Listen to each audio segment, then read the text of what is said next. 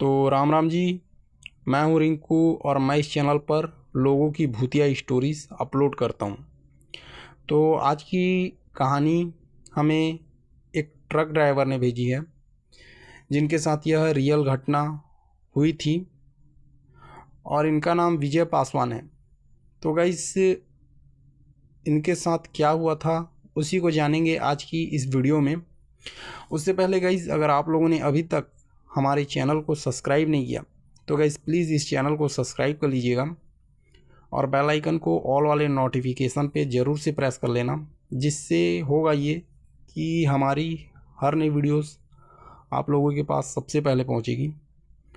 तो चलिए स्टोरी शुरू करते हैं। उससे पहले आप लोग दोनों कानों में हेडफोन डाल लीजिए और आंखें बंद कर लीजिए और इस कहानी को फील कीजिए। तो चलिए स्टोरी शुरू करते हैं। विजय पासवान, इनकी उम्र 38 साल थी। वो झारखंड के हजारीबाग ज़िले के पास के एक छोटे से कस्बे में रहते थे।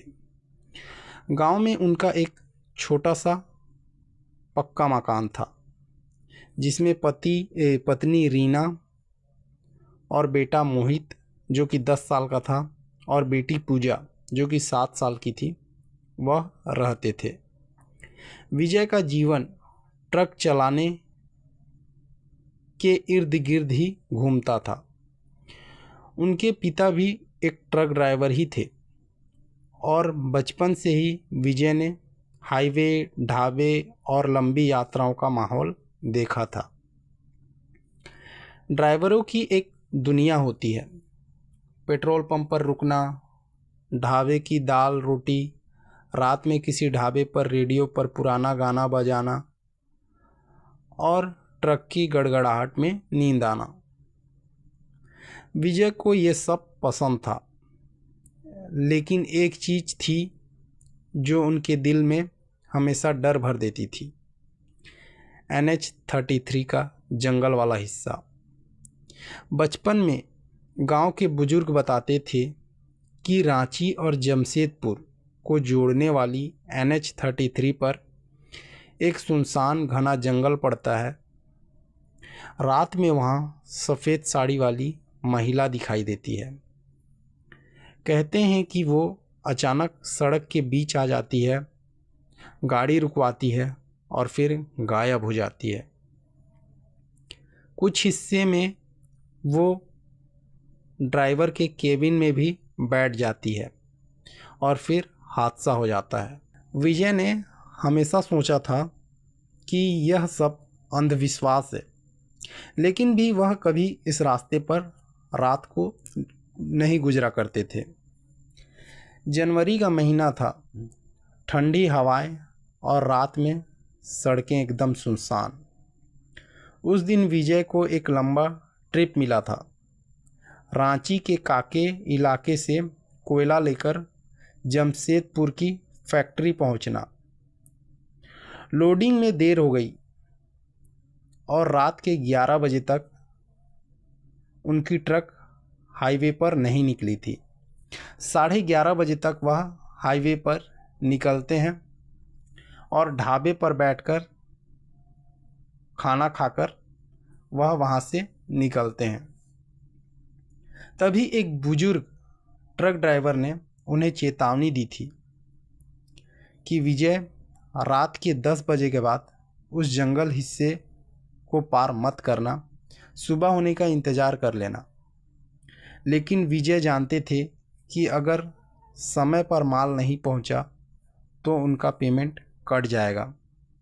मजबूरी में उन्होंने मन ही मन कहा, कुछ नहीं होगा, मैंने इतने साल तो गाड़ी चलाई है ना, आज तक तो कुछ नहीं हुआ, आज भी देखते हैं, जो होगा देखा जाएगा। यह सोचकर वह ट्रक आगे बढ़ाते हैं। जैसे ही ट्रक ने NH-33 के सुनसान हिस्से में प्रवेश किया, पूरा माहौल बदल गया। चारों तरफ घना जंगल, हेडलाइट की रोशनी में सामने का रास्ता दिख रहा था। पेड़ों की परछाई सड़क पर अजीब अजीब आकृतियां बना रही थी। हवा में एक अजीब सी नमी थी और ठंड इतनी थी कि सांस भी भाप निकल रही थी। रेडियो में सिग्नल भी नहीं था, मोबाइल में नेटवर्क भी गायब था। बस इंजन की आवाज़ और कभी कभार झिंगुरों की चिरचिराहट सुनाई दे रही थी। विजय ने गियर बदला और ट्रक को 60 की स्पीड पर भगाने लगे।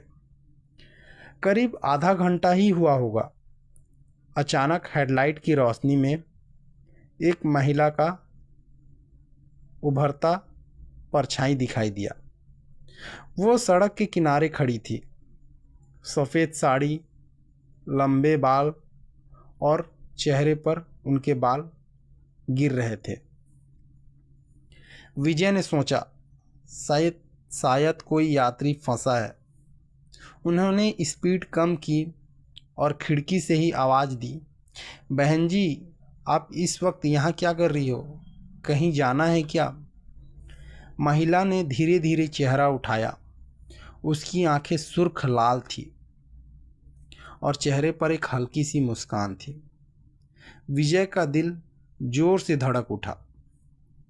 बिना कुछ कहे उन्होंने गियर बदला और ट्रक को आगे बढ़ा दिया। 100 मीटर आगे बढ़ने के बाद विजय ने जब रियर व्यू मिरर में देखा तो वो महिला अब भी वहीं खड़ी थी, या शायद नहीं, अब वो मिरर में और पास दिखाई दे रही थी। विजय का गला पूरी तरह से सूख गया था। उन्होंने एक्सीलेटर दबाया और ट्रक को 70 से 80 की स्पीड में दौड़ाने लगे। लेकिन मिरर में महिला का आकार बड़ा होता जा रहा था, जैसे मानो वह उड़ के ट्रक के पीछे पीछे आ रही हो। अचानक पीछे से एक धीमी आवाज़ आई, भैया रुक जाओ, मुझे भी साथ ले चलो। यह आवाज़ केबिन के अंदर से आई थी। विजय ने कांपते हुए पीछे देखा तो सीट खाली थी, लेकिन उन्हें किसी की ठंडी सांस अपनी गर्दन पर महसूस हो रही थी। उन्होंने घबराकर स्टीयरिंग कसकर पकड़ा और आगे देखते रहे। लेकिन फिर साइड मिरर में उन्होंने देखा महिला अब ट्रक के ठीक बगल में हवा में दौड़ रही थी। उसका चेहरा शीशे से सटा हुआ था। करीब 10 किलोमीटर आगे सड़क के बीच में एक ट्रक पलटा हुआ दिखाई देता है उन्हें। विजय ने गाड़ी रोकी और टॉर्च लेकर उतरे तो ट्रक का नंबर प्लेट और उनका नंबर प्लेट सेम था। उन्होंने कांपते हाथों से कैबिन में झांका। ड्राइवर की सीट पर कोई बैठा था। चेहरा बुरी तरह से कुचला हुआ था, लेकिन कपड़े और जूते बिल्कुल विजय जैसे। वो जमे खड़े थे।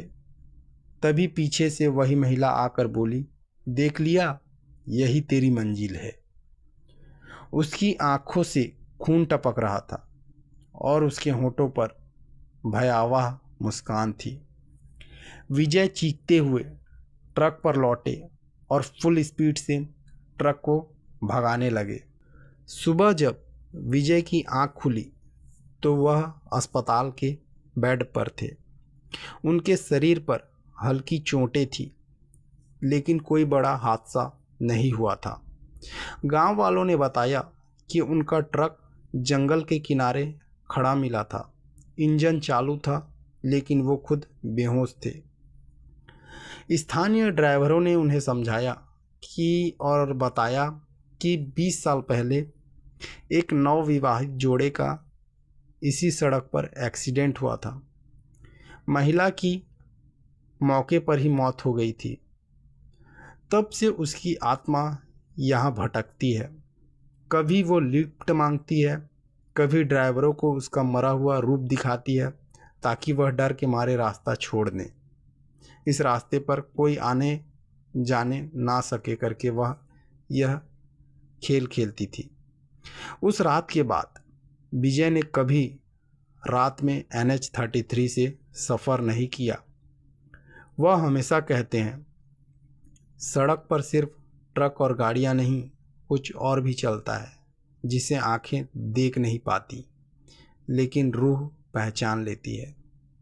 गांव में जब भी ठंडी हवा चलती है और दूर से ट्रक की आवाज़ आती है तो विजय अब भी उनकी आंखों में डर झलक जाता है और हर नए ट्रक ड्राइवरों को वह एक ही बात कहते हैं, अगर रात हो और NH-33 का जंगल सामने हो तो सुबह होने का इंतज़ार कर लीजिए, बिल्कुल उस रास्ते से सफ़र मत कीजिए रात में। तो गाइज़ आज की कहानी बस इतनी ही थी जो कि हमारे विजय भाई ने भेजी थी। मिलते हैं गाइज़ किसी और नई वीडियो में नए टॉपिक के साथ। तब तक के लिए आप लोग चैनल को ज़रूर से सब्सक्राइब कर लेना गाइज़। वीडियो बनाने में काफ़ी मेहनत लगती है, प्लीज़ एक सब्सक्राइब ज़रूर से कर लीजिएगा, एक लाइक ज़रूर से कर दीजिएगा और एक प्यारा सा कमेंट भी ज़रूर से कर दीजिएगा। मिलते हैं नए वीडियो में, तब तक के लिए राम राम, जय सूर्य नारायण।